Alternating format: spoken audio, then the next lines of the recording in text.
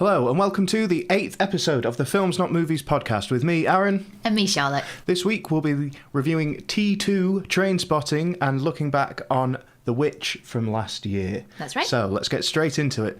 T2 Trainspotting, bit of a clunky title, is the sequel to Trainspotting, which came out is the 20-year anniversary, even though it's 21 years ago that it came out. It's directed by Danny Boyle. As per the first one. Yes, it stars Ewan McGregor as Renton, Ewan Bremner as Spud, Johnny Lee Miller as Sick Boy, and Robert Carlyle as Begbie, and also has a new character called Veronica, who is played by Angela Nedvelo, something like that. Nedyalkova. What's this? It's basically all the same gang back together. Yeah. So the premise is Renton's been away from Edinburgh this whole time, 20 years, and he comes back, and some old friends he looks up, some old friends he stumbles across, and some, it's fair to say, he'd quite like to run away from as fast as possible. Avoiding all possibilities. Yeah. But one way or another, they end up back together, and chaos ensues, I guess. Yes, lots of japes and scrapes along the way. It's a sequel to Trainspotting, not something that I thought the world needed. No, true. However, we should say we rewatched Trainspotting 1 before we watched Trainspotting 2, and it really, really helped my enjoyment of T2 having rewatched T1, I guess. So I would really, really recommend that you watch the original before you go in and watch Trainspotting 2, because it frames the whole thing. I mean, Trainspotting 2, we just made it sound like a mad caper, really, but the overall mood is a really sort of, especially the first half, it's a real sort of sad, nostalgic, revisiting the madness of youth as an older guy, and the things that you'll never get back, the people that you'll never get back. Yeah, absolutely. So I completely agree. I think it's almost essential that you rewatch the first one, unless you're very familiar with the first one. Yeah. If you've watched it loads, then you don't have to watch it the day before. But I think it's the same for both of us, and especially me. I think it was so long ago. I think same. I was trying to work it out before. I think it might have been 12 years ago that I actually watched it. Yeah, or at probably least similar for me, at about least. 10. So I could barely remember it. Yeah. So I'm really glad I rewatched it, because, as you were saying, so much of it is... It's funny because you say nostalgia and it makes it seem like they're just treading over the same ground again. But they're actually not, because it's the story of Renton coming back to Edinburgh after so long away. The flashbacks, and there are a lot of flashbacks to the original film that are in it, are, I think, quite vital to the story, because he's thinking, oh God, these were all the places that we were just living, and now I can look back on them. And I think he's mentioning the nostalgia is completely correct for how the story is told, without it being pastiche, if that's the right word, of the first film. Because whereas the first one, it was them choosing life, whereas this one, it's kind choosing of them heroin. choose life, choose heroin. But everything was out without consequence. Yeah. Well, now it's 20 years later, they realise the consequences of their actions and how it's still affecting them. Yeah. So much later. Yeah. I mean, I say nostalgia, but it's almost, it's beyond that. It's quite sad and almost sort of painful memories, that he's going back over. And when you've got the youthful characters in your mind while you're watching it, it does make it more effective. I would definitely say that. Yeah, so I think some of the characters, like the first film, it is completely framed around Ewan McGregor's character. And it's 20 years later, and I think... apart from him, and then it doesn't take long for him to slip pretty much into his old personality. They don't seem to have grown up that much. In fact, if anything, they've got stuck in their ways more. Yeah, they've just intensified who they the character were. they've all kind of doubled down on the kind of personality. Yeah. Apart from maybe the Sick Boy or Simon character, I think he's probably changed the most, whereas he probably seemed like the most carefree. In the first one, he now seems like the most wound up. So maybe he's gained a bit of bitterness in age. Yeah, they haven't grown up, and I think them being back together, the gang back together, has made them not want to grow up, or at least try and have a last hurrah of reliving their youthful stupidity. I think is probably the only way of describing it. I think it's fair to say that by the end, they probably have, without going into too much detail. So I think that is a pretty cool thing that they did with it there. One thing that's different about this film is you get a lot more Spud, which I think is a very good move. This is Ewan Bremner's character, who's got a much smaller role in the original. His character is much more developed, and he has his own story arc, really, a bit more independently of the others. And I think that really works, and he's a character that you really feel for because he's just not as nasty as some of the others. They're not actually very likeable characters, but he is more likeable, and that gives this film a little bit more warmth, I think, than the first one. Yeah, that's something that with both films it took me a while to really get my head around, is that they're all dicks. Even though they're funny, they can be quite charming, and they're very kind of charismatic mostly, you're not meant to like them. And so when you realise that you're rooting for them and then they do something that you don't like, it's like, oh, I shouldn't be rooting for them because they're being horrible to each other and everyone around them. Yeah. And their whole friendships seem to be around deceiving each other, apart from Spud. So yes, as you said, him being introduced, and it's almost reframed the first film and this one to almost being more Spud's, or just as much Spud's story as Renton's, which I think is an interesting, if not 100% successful, but not bad, change in direction for it. Yeah, and having rewatched the first one, it was never my favourite film of all time or anything like that, but, I was fairly underwhelmed on rewatch. It still got really funny moments, a lot more gross moments than I forgot how gross some of it was, and lots of bloody violence in it. I did feel that it seemed a bit dated, but watching the sequel has made me like the kind of series more as a whole than it just being a standalone. It really framed it and gave it context, and seeing them as, well, all sort of sad aging men, really, all in their own way, just puts perspective on the whole thing. Yeah, I think with the first one, I was surprised by how dark it was, and I don't know why I was surprised. I just don't remember it being that dark. I mean, maybe it's just the clips that you see on TV, the use of the music is the main thing that you remember from it. But looking back, it is really dark, and I'm not sure it definitely doesn't go to the same dark places in T2. It's not. I thought it might really kind of dig up some of those demons from the old. It does a bit. It doesn't dig them up though. No. I still don't feel like anyone has faced any of the consequences for the bad things that happened in the first film. True. But it definitely goes to other dark places in a different way. And as you said, just how pathetic they are. 20 years older and still nowhere. Awful. Still, some of them still drug addicts.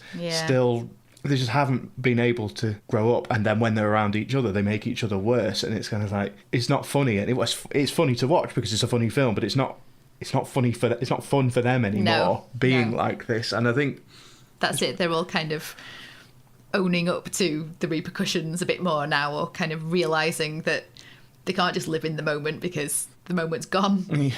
I don't know if I fully agree with that, because I think they still think they can live in the moment, and they can't because they just can't.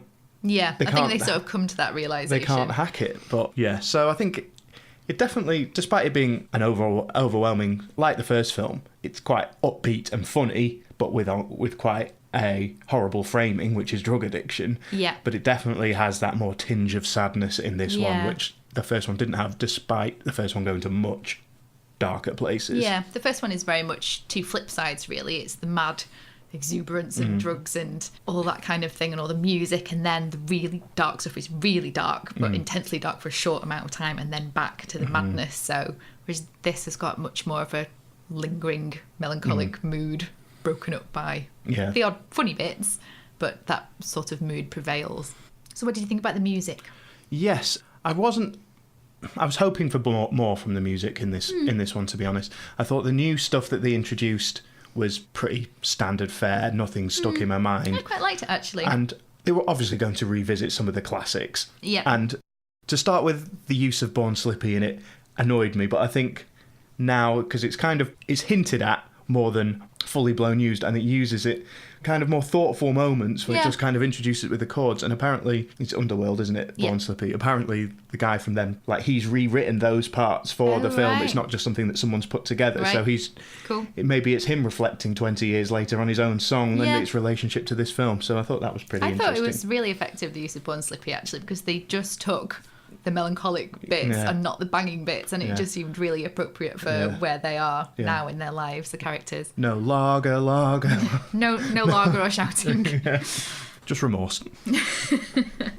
So obviously there were lots of similarities to the first film, both in terms of using actual footage as a sort of ghostly echo of people remembering things that happened, but then also new scenes that directly echoed the first film. So there's a scene where he walks past a toilet and it's almost exactly like that scene from the first one. And then there's the one where he slams his hands down on the bonnet and he does exactly the same manic face as in the first one. I thought that was really cool. Yeah, well, again, these are parts of thing that I don't fully agree that I think they were quite good. I felt they were really bordering on fan service, as in just putting them in there to be bits that you go, oh yeah, they've done that, let's tick that off the list. I don't mind it as much with the flashbacks. I think they worked well because it was so much of revisiting places they've not been for a long time, especially as a group, that they'll be in a certain spot running down a certain piece of road. I'm sure you know the scene I mean.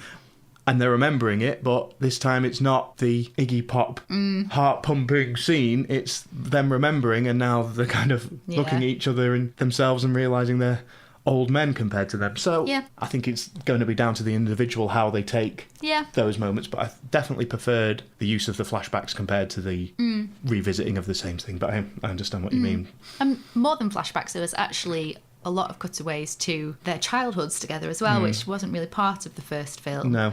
And obviously they found child actors that represent them and stuff, but vaguely resemble some of them. Some of them will look quite good and some of them don't. But that sort of made it quite poignant as well, really, that once upon a time they were just completely innocent little kids with their whole lives ahead of them. And I felt like that was a very purposeful effort to continue the theme of them looking back on their lives together, not only how it was 20 years ago, because they are meant to be all friends from school, which it's hinted at, well, it's mentioned in the first film, but it's not really hammered home. And now you realise that they were so close for so long and then completely drifted because of the consequences of the first film. And now they've obviously got some of them have regret of 20 years where they could have carried on being friends, or maybe that would have torn their lives apart even more. But I think it is trying to, not necessarily the male psyche, but I guess just the psyche of someone who is growing older and they have more time and more mental capacity to reflect on things that when they were 20, 21, they wouldn't have given a second's thought to. So there were some quite similar Danny Boyle effects as there were in the first one. How did you think they were? Were they effective, did you think? You know, the moments where, you know, the sort of fast cutaways to things that are being referred to in speech, that representations of what somebody's going through psychologically that aren't actually happening. Yes, I felt that was a good homage to the first film. They definitely tried to do that in the same style, and I think that worked mostly. Some of them I felt like they pushed it a little bit too far with the footballing scene and stuff. I thought that was a bit hammering it home a bit too much. But yeah, generally it did feel like a Danny Boyle film, but a Danny Boyle who's, again, I'm hammering home the same point over and over again, but a Danny Boyle who's 20 years older. I felt like it was more reflective as well. Completely agree. I felt like those sort of effects were sort of older and wiser than they were in the first film. I thought they were really effective. It's particularly sort of when somebody's experiencing something mentally and there's sort of a visual representation of it. I felt like they worked really well and were more effective than they were in the first film, or kind of done on a more sophisticated level, I think.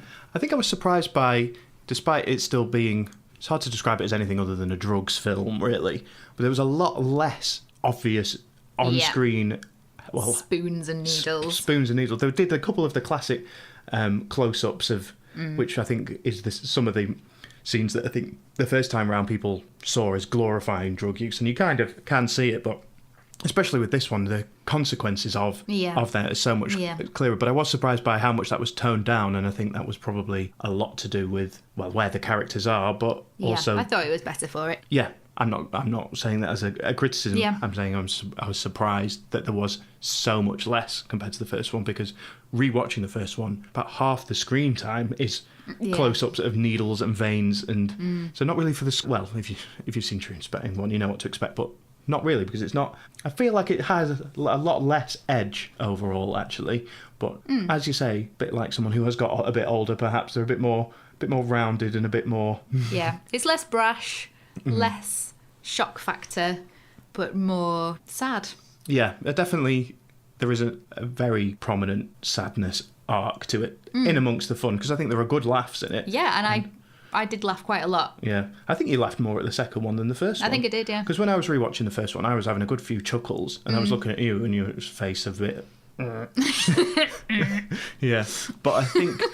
I wonder, but I do feel like this was exactly the same in the second film, but let me know if you think otherwise, that I hadn't remembered just quite how a macho bravado film the first one is, where it's just four lads basically one-upping them each other all the time, and the women in it are just kind of there or do a couple of off-the-cuff one-liners to them, and then it's back to the bravado. And I think that carried on to more of a degree in the second one than I was hoping for.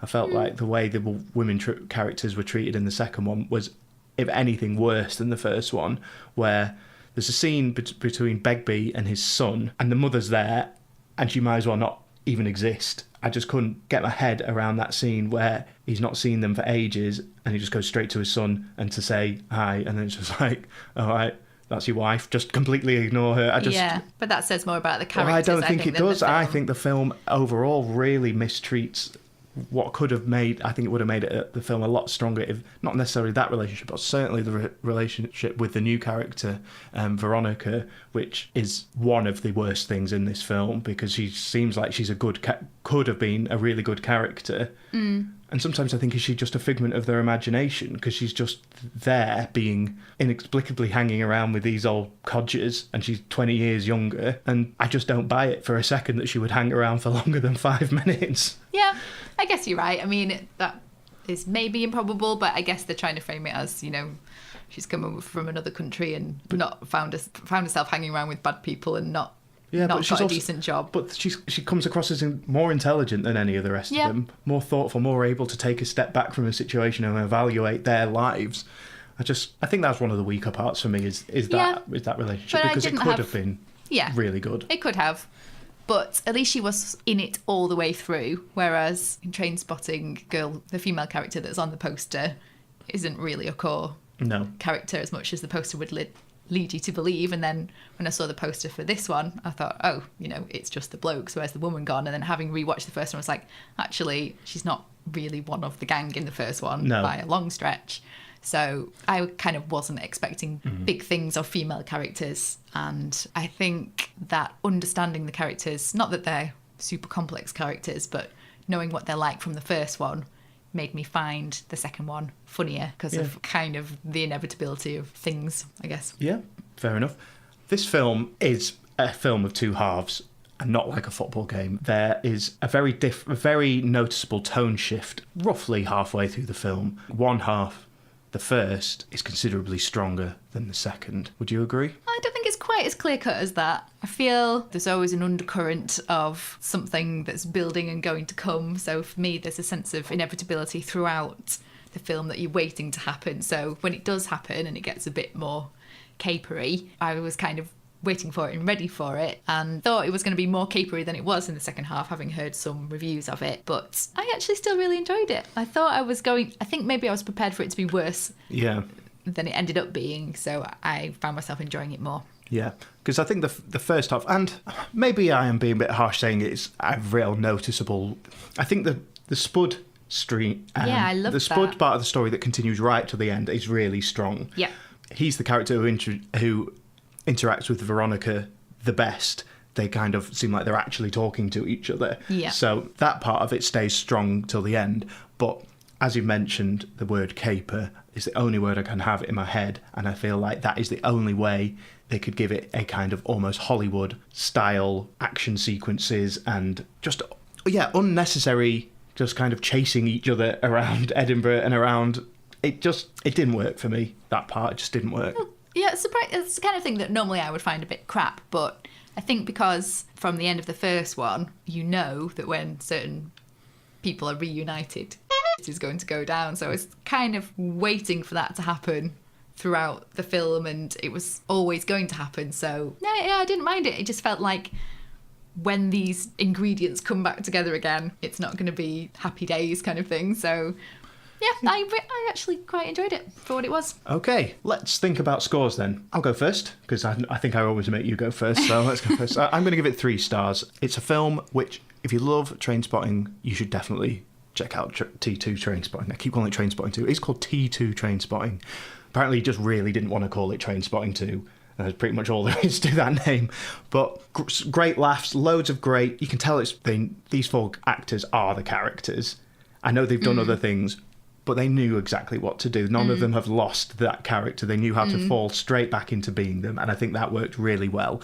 I think it's still funny, it still covers loads of the same ground in a good way, but has this new reflective tone to it, which works really well. Some of the stories, as I mentioned, some of the story stuff doesn't quite cut it for making it a much better film, but I think if you love Trainspotting, there's a good chance you'll come out of this and think, yes, this is just as good again. This is exactly what I wanted, and that's great. I think if you can come out of it feeling like that, then that's great. But it didn't quite. I mean, I don't love the first film either, so maybe that's something to do with it. But I think for the enjoyment, and I did enjoy it. I hope it doesn't seem like I'm slating it, because I think loads of people will enjoy this film. But I think 3 is a recommendation, but it's not something I imagine rewatching. Yeah, I'm going to give it a 3 as well. I didn't like it enough to give it a 4. I think I didn't have massively high expectations going in to watch it, and I enjoyed it more than I expected to, and particularly enjoyed it in the framework of having seen the first one. I thought the music was pretty good, actually. I enjoyed it, maybe because it was quite Primal Screamy sounding, and I love Primal Scream. Yeah, I really just enjoyed that nostalgic feeling, the feeling of going back somewhere where you've not been since you were a child, and that almost achy feeling inside. It just really, really captures that. And that sort of stayed with me. So yeah, a recommendation. Not quite a 4, but good solid film, made me laugh, and yeah, really enjoyed it. Excellent. So the second film we are looking at is The Witch, directed by Robert Eggers. I don't know who Robert Eggers is. He doesn't seem to have directed anything else I've heard of, so a newcomer to us. Welcome, Eggers. Yes, incoming Eggers. It stars Anya Taylor-Joy as Thomasin. Am I saying that right? Thomasin. Yep. Mm-hmm. Ralph Ineson. Don't know. Ralph Ineson as William, and Kate Dickie as Catherine. So it's basically about a family in 1630s New England. They're sort of first generation Puritans who have come over from England on the boat to settle in America, and they leave their community. Plantation. Yeah, and it's never really explained why, but you are left with the feeling that the father thinks that the community they're in is not being pure and holy enough. Yeah. So they're sort of banished / strike out on their own to try and start up their own crop and their own homestead. Obviously, big families in Puritan times, so there's the mum, dad and 4 kids, so 6 of them all together. Not quite that large. 5 kids. 5? Oh, of course. Baby. Yeah, the baby. So yeah, there's quite a tribe of them. Yeah. And it's all about they settle on the edge of a spooky wood, and it's rumoured that a witch lives in the woods. Yes, so it's a horror film. It is a horror film. I like horror films, I think. I do. I get a bit too scared by them often, but I do like them when they're more like this, where they're a bit more... How would you describe it? Because it's not like something like Saw, which is horrible and super gory. Yep. It's not something where it's jump scares where there's a monster coming around the corner every 5 minutes and makes you jump out of your skin. It's more... It's also not really supernaturally based, and I thought it was going to be a lot more spooky effects of more sort of ghostly type stuff. More witchy. Yeah. It's more psychological, I think, than anything, because very much so. It's the kind of ongoing battle you have with yourself while watching it is how much of this is in their heads. Are they driving themselves insane, thinking there's something there that isn't, or is it actually there? Yeah. And that's the overbearing feeling, I think, that it gives you, where you doubt some of the characters, and you think, is there something wrong with them? And then you think, no, they're just imagining it, because they're just them. They've got no other influences in their lives anymore. It's just that small family, and they're really struggling by the farm is not... The crops are failing. I'd normally describe a psychological horror as something where someone is really psychologically manipulating someone else, but it isn't like that at all. But I would still describe it as a psychological horror. Yeah, completely agree. It's sort of, they're completely isolated. They're in this suffocating atmosphere of just kids all live in one room, and the parents sleep in the other room, so they're literally living on top of each other. But they're sort of their own worst psychological enemy, because they're very much into their view of original sin and beating themselves up over the slightest little thing and confessing and feeling terrible for anything, really. So they're constantly feeling like they've done evil and that they've done wrong, and what is going to befall them, but praying to God all the time and feeling that they are being pure and trying to make it on their own. But it's very tense, got a very intense feeling to it, and the music definitely contributes to that. So there's terrifying strings when nothing particularly scary is going on, just sort of the cutaways between the scenes, and also sort of moany vocal things rising to a crescendo, which really creep you out.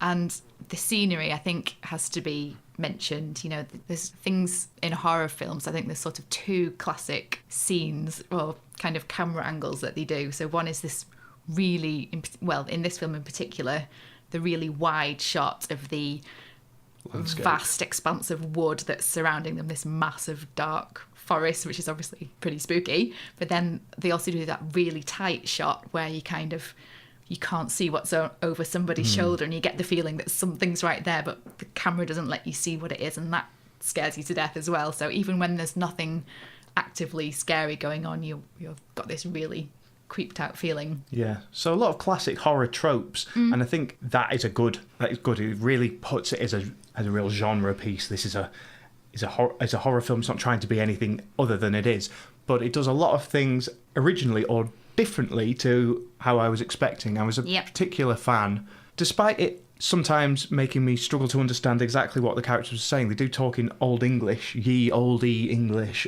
all the way through, and they are, as you said before, the first colonisers of America from England, so they're still very much English. Yeah, and Northern English as and well. Northern English as well, which is always good fun. But the way they speak in Ye Olde English is very, it gives it a very authentic edge to the way they speak to each other, because it would have been a lot easier for them to just speak a lot more modernly. And I think a couple of very small, tiny little slips of a more modern word, which could have existed then, but they do stick out a bit. But I think overall, that effect works very much in this film's favour. Yeah, and I thought all the performances were brilliant. The father of the family could have been sort of Ned Stark's sterner, more miserable, humourless brother very easily. And the mother of the family will be familiar to Game of Thrones fans as Lysa Arryn, who's obviously got a very sort of pinched, hard life face. And works it to great effect in this one as well. Well, certainly in the roles that she's cast, she's made to look like that anyway. I'm not saying, not slagging you off. So the main character in it is Thomason, who's played by Anya Taylor-Joy. So she's just the eldest child, and because of this, when things start going wrong in the family, she ends up having to pick up the pieces / get some of the blame, and it starts to really revolve around her. Yeah. And is there something more sinister about her?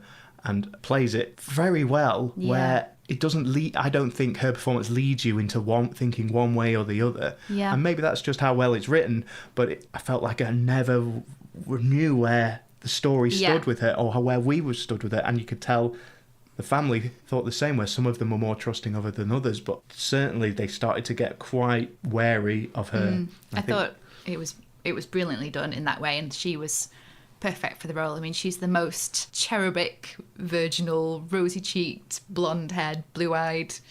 You know, she looks like a little angel, but she's 13, say, you know, just on the edge of becoming a woman, and they're talking about having to send her away because she'll be a woman soon, and the little brother's got no other women to look at, and he's sometimes looking at her thinking, wow, boobs are coming here, and, you know, she's a sort of spanner in the works in terms of the peace and calm, because it's quite a common factor in, like a common theme in horror films, isn't it? The sort of burgeoning sexuality of a young woman brings on a poltergeist or strange powers or that kind of thing. And that is definitely an undercurrent within this film. And twinned with that, which it quite often is this idea of the wilderness and the wild and the witch kind of associated with femininity and sexuality and that kind of thing. There's a bit where the father says, we must tame this wilderness. And I think that really sort of made me think, you know, it's the woman's role as well. And I just thought it was really well done. And that ambiguity of what she's really all about was just done perfectly, because there's, to all intents and purposes, she's an absolutely wholesome, never done anything wrong. We never see her do anything wrong. But then there's scenes where she's winding up her younger siblings saying, I am the witch and I have done this. And she's so convincing and terrifying in that moment. You're like, oh my God, maybe she is, and it is all an act, and you're completely left wondering the whole way through, well, most of the way through, what on earth is going Yeah. on. Yeah, I think that is a real... I can't really add anything to that. That was perfectly described. I think there's some biblical symbolism going on as well. Well, just a lot. A lot. Apples, and it's very relevant. Goats. Yeah, goats, big black goats. Yeah. So the film is extremely tense, sort of from the moment they are cast out and set up their own homestead, and you do find yourself being quite scared, even though nothing scary really has happened to them yet. There's a definite sense of it impending doom. Yeah, there is. It can just be a lingering shot of some corn, and you think, oh my God, what on earth is going to happen? It's just corn. It's just corn trying to grow. But it definitely, it's you saying it's tense is spot on, really. And I think if we hadn't watched Green Room recently, I would say it's one of the tensest films I've seen in a while. I don't think it quite matches the tension levels for me of Green Room, but it's up different kind of tense, really, yeah, because it's a different threat. Yeah, it's not. This is obviously much more threat of the unknown, whereas that's threat of the known, which is right there. Yeah. I did feel that come a certain point in the film, they're kind of turning against, things are going wrong, they're turning against each other, everybody's arguing with everybody else, suspecting everybody, and they're shouting at each other and it was all very strained.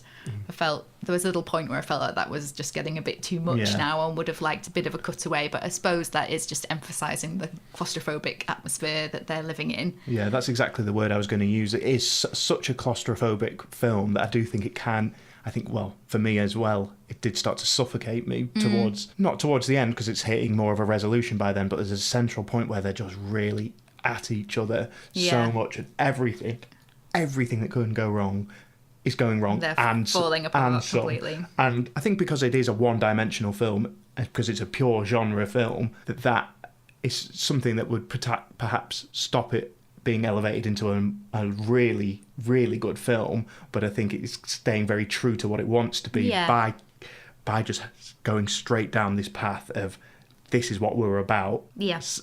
Here it is, right in your face. So yeah, but at the same time, and this is something that you've kind of focused on a little bit more than I have, it is open to interpretation. It's a simple story that's small in scope, but you are left to wonder what is happening and what are they imagining. I read that the director was intending most of it is just meant to be taken as literal, what you see happened, but then there's suggestions that you could interpret some of it as psychological hallucinations or what have you. It is interesting that you can look at it in different ways. Yeah. So what did you think about the ending? I liked it, and I think I like it more after more time has passed. We watched this a few days ago now. To start with, I thought, not that it was underwhelming, because I liked that it resolved in the way that it did, rather than it being a very Hollywood resolution. But I did find it a bit jarring, because it was such a change in tone.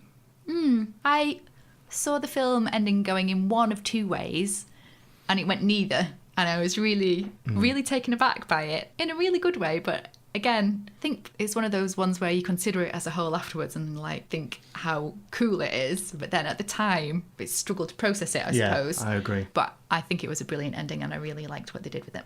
Reminds me a little bit of Carrie. I know you haven't seen Carrie, but the original Carrie, and the mother who's very religiously obsessed, and how that sort of internal hysteria of being so obsessed with one thing can lead to no good. Right, so score time.